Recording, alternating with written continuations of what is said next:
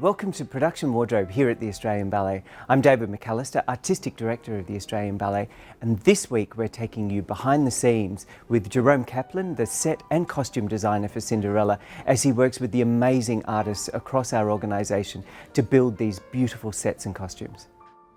It's a long journey whenever you start a big ballet. You start talking years in advance and then many months to create the design. And then it takes the workshop many more months to produce. The inspiration of Cinderella, it's come from the music.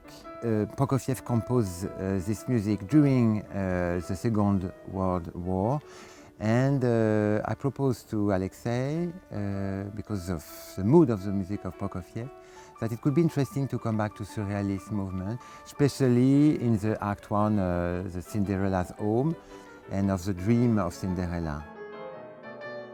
The Princess Palace is like what you would see in St. Petersburg, classical malachite and marble columns, which works well, I think, with Prokofiev's rich, dark music. All of the curtaining that you'll see throughout the set is printed on. It's a marble print that Jerome's designed. It is a first for us. We've never been asked to print in such a large degree. We probably printed 1.5 kilometres worth of fabric. We think the show being painted by hand with the normal staff that would have painted, it would have probably taken a year, and the printing took 2 weeks. That's the advantage of printing. All of the scenic elements that we are talking about printed have still got that hint of scenic art still tied in with it to finish them off. Jerome's very, very good at what he does. All we need to do is make it happen.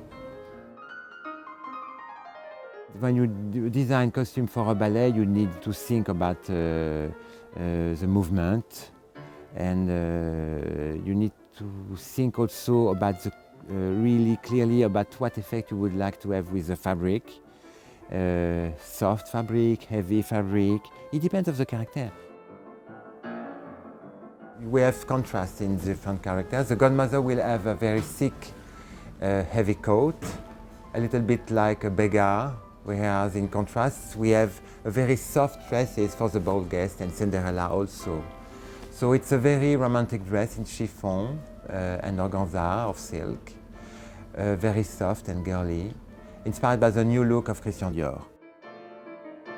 So the color palette of the costumes, when I designed to do the palace, I try to follow in the costumes the same kind of palette and colors.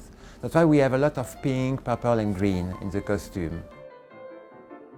I really like working with Jerome. He's unlike a lot of designers we've worked with in that he's not too obsessed with whether it's exactly the right shade or whether it's 4 shades out. What he really wants to push is he's always talking about pushing the silhouettes, and it's all about line. And that's fantastic for us because then you kind of get to go, oh, I reckon we should do it like this. It's all been a challenge.